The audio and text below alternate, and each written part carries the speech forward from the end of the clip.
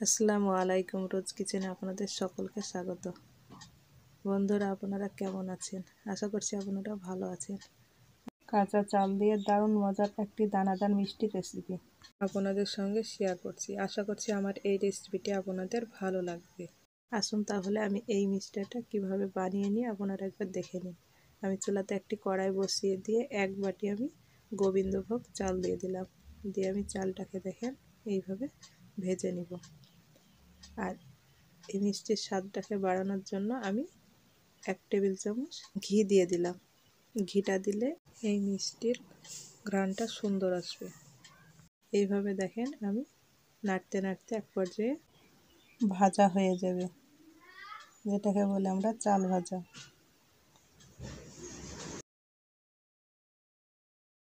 আশা করছি বন্ধুরা আমার এই রেসিপিটি আপনাদের ভালো লাগবে। ভালো লাগলে একটি লাইক, কমেন্ট, শেয়ার করবেন। দেখেন আমার চালটা ভাজা হয়ে গিয়েছে, আর আপনাদের একটা লাইকে অনেক উৎসাহ করবে। দেখেন চালটা আমার ভাজা হয়ে গিয়েছে। একটি প্লেটে আমি ঢেলে নিয়েছি, দিয়ে আমি ঠান্ডা করে নিব। ঠান্ডা করার পরে আমি একটি মিক্সিং জারে ঢেলে নিয়ে আমি গুঁড়ো করে নিব। আর গুঁড়োটা খুব মিহি করব না, একটু দানাদার করে নিব, তাহলে এই মিষ্টিটা খেতে সুন্দর হবে। দেখেন আমি মিক্সিতে গুঁড়ো করে নিয়েছি, আর একটু দানা দানা রেখেছি। 4 থেকে 5টা কাঠবাদাম আর 5 থেকে 7টা আমি কাজু বাদাম গুঁড়ো করে নিয়েছি, আর গুঁড়োটা খুব মিহি করে নিই। আর হাফ বাটির কম চিনি নিয়েছি। মিষ্টিটা আপনাদের স্বাদ মতো দিয়ে নেবেন। চুলাতে একটি কড়াই দিয়ে আমি অল্প একটু পানি দিয়ে দিলাম, দিয়ে আমি চিনিটা দিয়ে দিলাম। আমি ক্যারামেল তৈরি করে নেব, আর এই ক্যারামেলটা মিষ্টিটা দেখতে সুন্দর লাগবে, সেই জন্য আমি ক্যারামেলটা করে নিচ্ছি। আপনারা চাইলে নাও করতে পারেন ক্যারামেলটা। আপনারা এই পর্যায়ে চিনিটা গলে আসলে আপনারা এই মুড়ির গুঁড়োটা দিয়ে দিতে পারেন। আমার রেসিপিটি সম্পূর্ণ দেখার জন্য আপনাদের কাছে অনুরোধ রইল। আর রেসিপিটি যদি ভালো লাগে আমার চ্যানেলটিকে অবশ্যই সাবস্ক্রাইব করবেন। আর এই রকম নিত্য নতুন ভিডিও পাওয়ার জন্য বেল আইকনটি অন করে রাখবেন। যখনই এই রকম ভিডিও দেব সবার আগে আপনাদের কাছে নোটিফিকেশনটা পৌঁছে যাবে। দেখেন ক্যারামেলের কালারটা আমার চলে এসেছে। আর আপনারা এর চাইতেও যদি গাঢ় কালার করতে চান তাহলে আপনারা করে নিতে পারেন। আমি খুব গাঢ় করে নিইনি। দিয়ে আমি দেখেন এই পর্যায়ে যে চালের গুঁড়োটাকে করে রেখেছিলাম ওটা আমি দিয়ে দিলাম। দিয়ে এইভাবে ভালো করে মিশিয়ে নিতে হবে। আর বাদামের গুঁড়োটাও এই পর্যায়ে দিয়ে দিতে হবে। দেখেন ভালো করে মিশিয়ে নিচ্ছি। দিয়ে আমি এখানটায় দুধ দিয়ে দিচ্ছি, আর দুধটাকে আগে থেকে আমি জাল করে ঠান্ডা করে রেখেছিলাম। আর আমার এখানটায় আছে 500 গ্রাম দুধ। আমার দুধটা যতটা লাগবে ততটাই আমি দিয়ে দেব। অল্প অল্প করে দিতে হবে, আর এইভাবে নাড়তে হবে। একসঙ্গে দুধটা দেওয়া যাবে না, একসঙ্গে দিলে পাতলা হয়ে যেতে পারে। দেখেন আমি অল্প অল্প করে দিচ্ছি আর নেড়ে নিচ্ছি।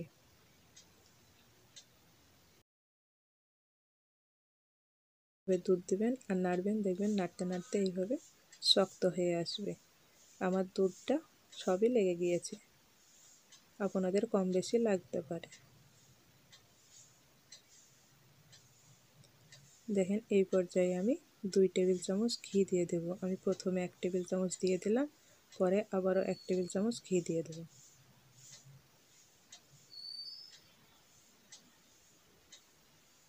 দেখেন আবারও 1 টেবিল চামচ আমি ঘি দিয়ে দিলাম। দিয়ে এইভাবে আমি ভালো করে ঘিয়ের সঙ্গে মিশিয়ে নেব। আর দেখবেন এইভাবে কড়াই থেকে ছেড়ে দিবে, তখনই বুঝবেন যে এটি হয়ে গিয়েছে।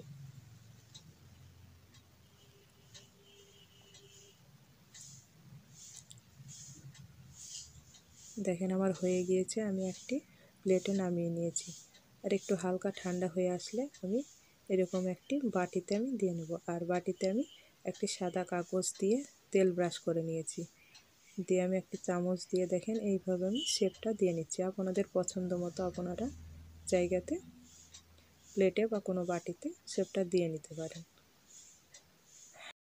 বন্ধুরা, আমি এখনও সুস্থ হয়ে উঠতে পারিনি, সেই জন্য আমি সময় মতো ভিডিও আপলোড করতে পারছি না।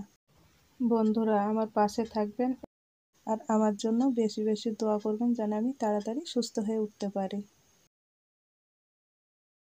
দেখেন আমি শেপটা দিয়ে নিয়ে আমি 2 ঘন্টার জন্য রেস্টে রেখে দেব। 2 ঘন্টা পর দেখেন আমার জমে গিয়েছে আর একটু ফাটা ফাটা হয়ে গিয়েছে। দেখে বুঝতে পারছেন কত সুন্দরভাবে জমে গিয়েছে। আমি দেখেন তুলে নিলাম, মাশাআল্লাহ দেখেন কতটা সুন্দরভাবে জমে গিয়েছে। একটা চাকু দিয়ে আমি কেটে নিচ্ছি।